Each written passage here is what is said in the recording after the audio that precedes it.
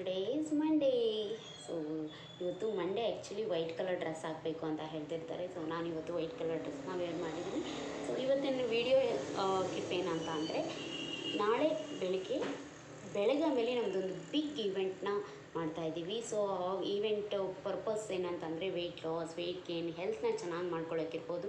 ಇಷ್ಟೊಂದು ಜನಕ್ಕೆ ಡ್ರೀಮ್ಸ್ ಇರುತ್ತೆ, ಗೋಲ್ಸ್ ಇರುತ್ತೆ ಅಲ್ವಾ. ಸೊ ನಾನೊಂದು ಬಿಸ್ನೆಸ್ ಅಪರ್ಚುನಿಟಿನ ಮಾಡಬೇಕು ಅಂತ ಹೇಳಿ ಅಲ್ವಾ. ಆದರೆ ಇನ್ವೆಸ್ಟ್ ಮಾಡೋದಕ್ಕೆ ನಮ್ಮ ಹತ್ರ ದುಡ್ಡಿರಲ್ಲ, ಕರೆಕ್ಟಾ.